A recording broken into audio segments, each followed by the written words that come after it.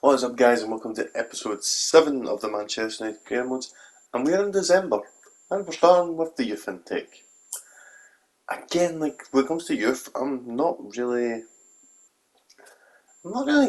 feeling it for the youth intake players now. Moreno's been the biggest one that's really caught my attention, and I think it was Atkinson. But overall, I think normally I feel like I'm having so many players that I'm having to remove players to bring in more players, but my best because I'd normally do 3 full scouting reports at a time. This time it's only been 2. Questioning signing Monzon just because he had a bit of value, but just wasn't really there. Velasco looked interesting, and we just keep going through them all and But we have got a lot of games this episode. This full December calendar is getting done this episode. So as I've said before, we are going to be simulating the Bayern Munich game. We've qualified in Champions League. If we get second, if we lose the game and simulate, that'll probably will be our first loss, won't it? Game with quick sim. And we're going to simulate the second game. We'll be simulating the second Leeds game because we're playing Leeds first. So I thought we'll simulate the second Leeds game. So this is in the same episode as well, and that will get us through all 8 games. And obviously we have the double game against Liverpool in there as well. So we'll look at the Leeds lineup. Nothing really new in their team. Jose Morales, I think, was the only new player I've seen there. Leeds started well, and you expect that for Leeds. Leeds are a good side. Been a good side for many years. Just took them a long time to finally get back to the Premier League. And it was good to see them stay up. Can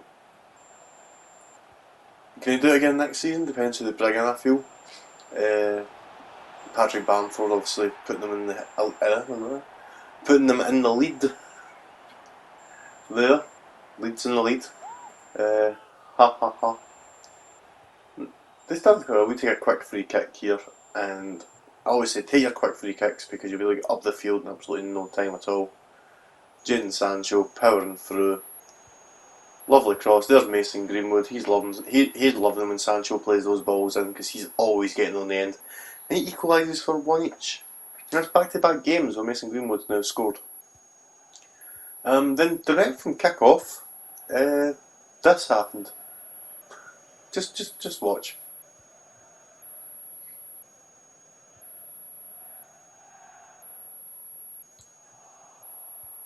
Max Aarons does well to pick up the ball. Garner. Greenwood ahead again. Absolute freedom of the park just to run. Ball's played through. Bruno's like, no Sancho, this ball's mine. And slots that home for his 14th goal of the season. Absolute masterstroke Bruno Fernandes is. And, well, can't really say much against that. A few minutes later though, we've managed to get Bruno try to decide what to do, and what he does is score an absolute beautiful goal from about 20 yards out? Top corner. Absolute beautiful strike. Nobody was even giving him a run. So he was like, you know what? It wasn't closed down quick enough. Bad closing down for the defence. And what a beaut right in the top corner. Meslier. Was it Meslier or Casilla that was in goal? Can't remember. Actually, I think it was Casilla. Meslier's on the bench, but absolute beautiful goal by Bruno Fernandes. 15th goal of the season. Make it 3-1. And then just before half time, we thought, why not add another? Here's Cavani, looking for the right ball. There's Max Aarons. Aarons whips across. Jadon Sancho smashes home. 4-1 Manchester United just before half time. That was also Sancho's first goal in the Premier League since signing for us. And that was actually where the game sort of ended. Second half went by without a whimper for either side. And we won the game 4-1. Maybe we take it easy on them in the second half, maybe. As I said, we're going to quick sim the game against Bayern Munich though. Weakened side, as you can see here, Oblak still in goal. And sadly, we take our first L of the season. That's the risk you take with quick sims, I guess. I'm pretty sure people will probably prefer the first L to be a game that I was actually playing. And it does make the Champions League, okay.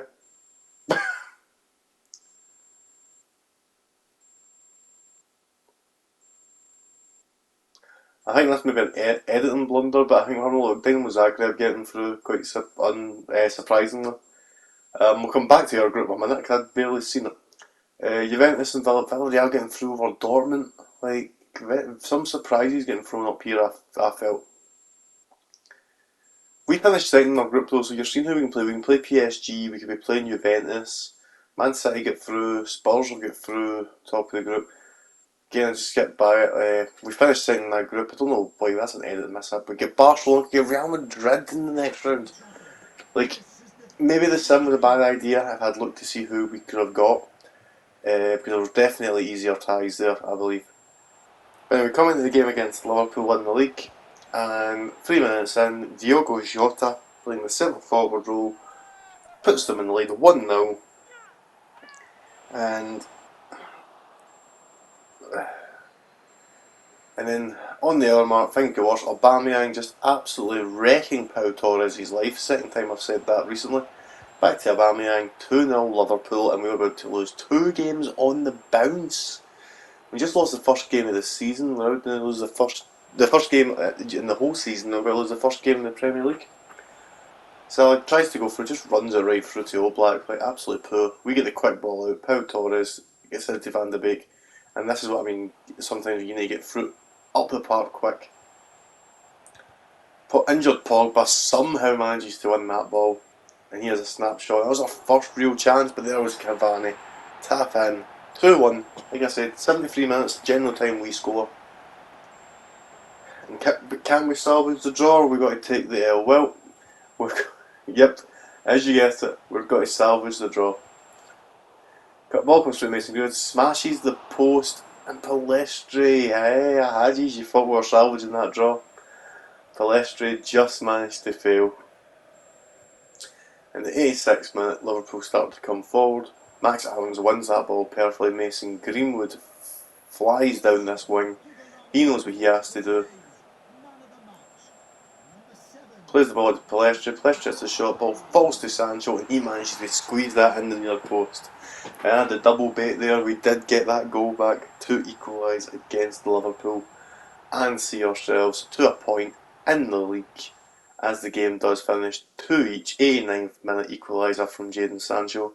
We didn't deserve a point like Leicester should have beat us, Norwich should have beat us, Liverpool there should have beat us. And you see another injury, Paul Pogba out for 3 months with a broken toe.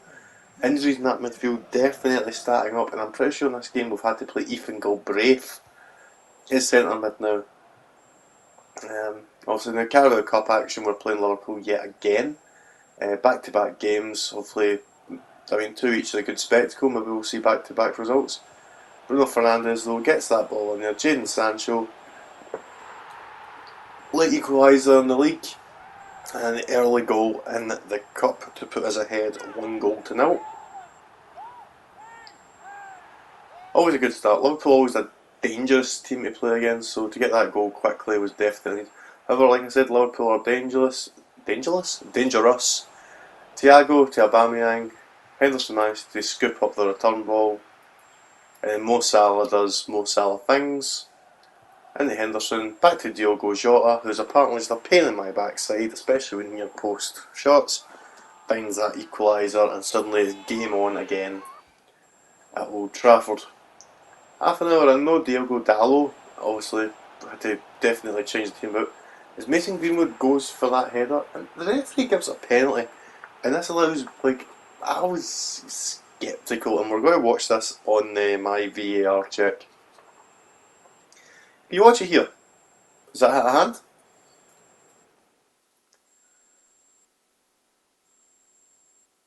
Nope, no hit.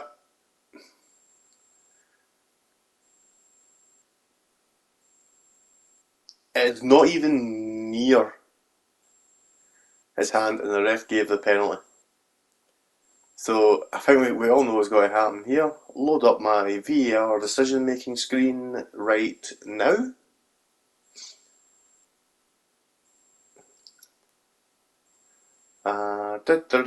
No penalty. That's never a penalty.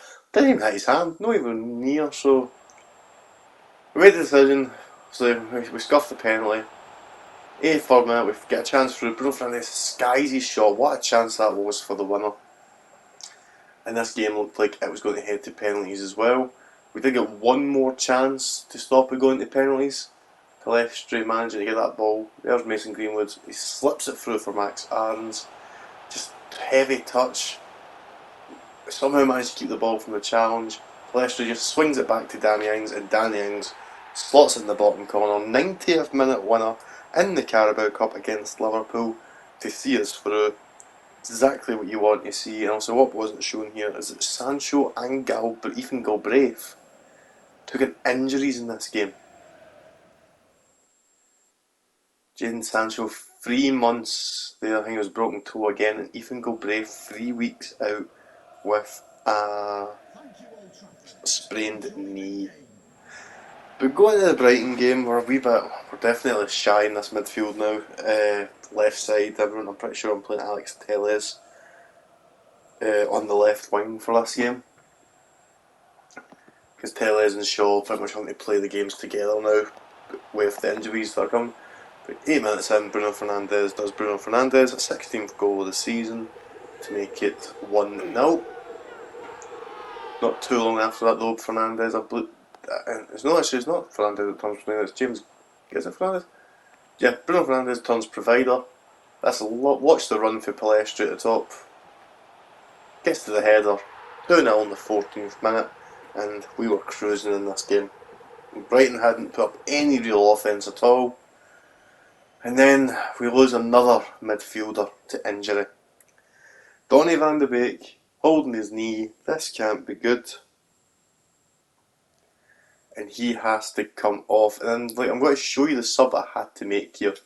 Because as you can see, we have nobody even on the bench to bring Bruno Fernandes back, Palestri into the middle. So it turns out I was playing Palestri in the left for this game. But this game's where I have to move literally. I made all these changes and completely forgot to take Van de Beek off. I was like, okay, Garner's coming off. Injured player will take off Garner. And we ended up bringing on Matteo Moreno for that left side. Obviously he'll be joining Bournemouth in January, so he won't be here the whole time. And a good play there did lead to Bruno Fernandes having a good snapshot. Moreno I think is going to be a really good player for the future of this save. Fernandes getting through again. There's Edison Cavani. Just before the hour mark. 3-0, 14th goal of the season. 30 goals between Bruno and Edison Cavani, and they're playing them into each other. Absolute dream team for this season so far.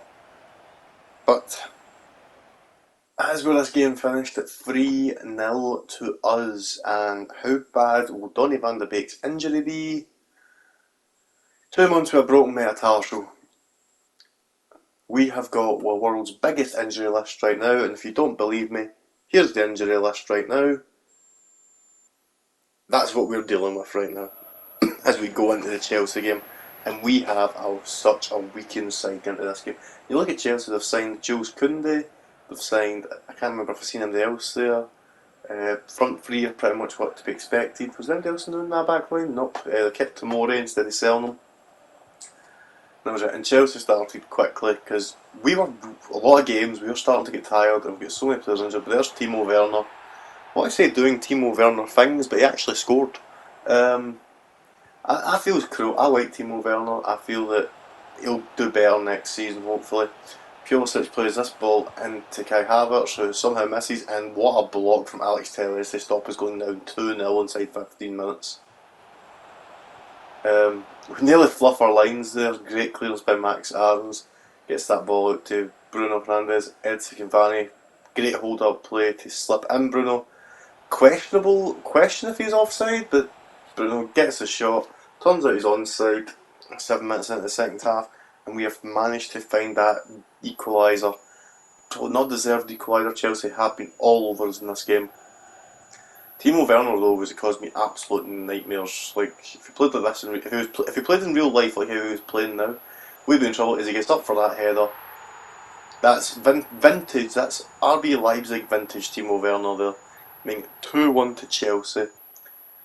We do get a chance though to equalise yet again. 70 odd minutes. You know what I say? We'll score in 7 minutes. Tuan Zebi's playing at centre mid. Alex Telles switches that ball round to Greenwood. There's Alex Telles. He's playing centre mid as well, and his shot is saved. And we do in fact lose our first game of the Premier League season 2-1 to Chelsea. Sad, sad times. Obviously, as you look at, everybody's tired. We're having to quick sim in this Leeds game. I was meant to play a weekend side for the Leeds game and completely forgot, and we lose 2-1. And by weekend side, I was meant to change out certain players for the Man City game. Didn't happen. We take a second loss in a row in the league, before going to the Etihad with this weekend side. And I'm pretty sure I show the full lineups here for both sides. Again, not really any changes. It's Fernandinho. Fernandinho's not playing a wing this time. It was last time, obviously, but like we're in trouble like against this team. Like not a single new sign. I showed our lineup for this game, like what we were working with: Dalot, Tuanzebe, Torres, and Luke Shaw at the back line. James got Harry Maguire and James Garner as my midfield. Max Aarons and Alex Telles are playing as wingers. So basically, there is 7 defenders in this team right now because that's how badly we are so low in just basically players. But I'll tell you one thing: these players in these positions worked like an absolute treat. Alex Telles on that left wing. Great tackle by Cavani to get the ball back. And there's Alex Telles, like I said. He scores the first goal in the 24th minute to make it 1-0 to Manchester United and get his first goal of the season. And then, just before half time, his left back partner in crime, he managed to get it through the shot, and Luke Shaw buries that ball. Almost reminiscent of this season when he scored against them, just using his actual left foot this time. And suddenly this is a very weakened Manchester United team are holding a 2-0 lead. We did try to let Man City have a goal to, and Zebe had an absolute nightmare, but Aguero just could not bury the shot. And Oblak makes a really good save. Man City did keep going for chances in the second half as Diogo Dalot just goes absolutely through Raheem Sterling to give Manchester City a penalty early in the second half. Of course, we've not conceded a penalty. We've saved our last 4 penalties getting this, so I feel confident with penalties. Kevin De Bruyne, I was ready for him, and we were ready for him. That's 5 penalties in a row we have now saved. And we kept going for more. James Garner, great shot there, Ederson equal to it. In the 71st minute, Diogo Dalot, I was thinking about selling him. He played absolutely great this game. Max Aarons, Victor Lindelof's actually came into the midfield right now this game. He plays a lovely ball out to Harry Maguire. And Maguire somehow outpaces Silva and smashes this ball in. When this hit, I couldn't believe this. Like, Harry Maguire with the pace. In the 84th minute, Victor Lindelof plays a lovely ball. Danny Ings tries to call it, great save from Ederson. Could have been more than 3. We played such a weak inside, like we have no players, and yet we managed to beat Manchester City at their home 3-0, all defenders scoring. Turned out to be a masterclass, but those 2 defeats to Leeds and Chelsea have now left us second in the league, 2 points behind Liverpool. And it's like, she started to wonder, Liverpool, the goals Liverpool scored. Liverpool are just not conceding. Their goal difference is away ahead of us, 2 points ahead. Chelsea are 3 points behind us now. The league is definitely looking interesting this season. It's come to the bottom. Southampton have managed to fight their way out of the relegation zones up to 15th. Brentford have fell into there. Bournemouth are now at 11 points. 7 points they've took this episode to leave Norwich bottom. So, I said Bournemouth got relegated. They may survive. Like, that's a good run for them. But anyway, guys, that's where this episode's going to end. I hope you've enjoyed it, and I will see you next time in the January transfer window. Peace.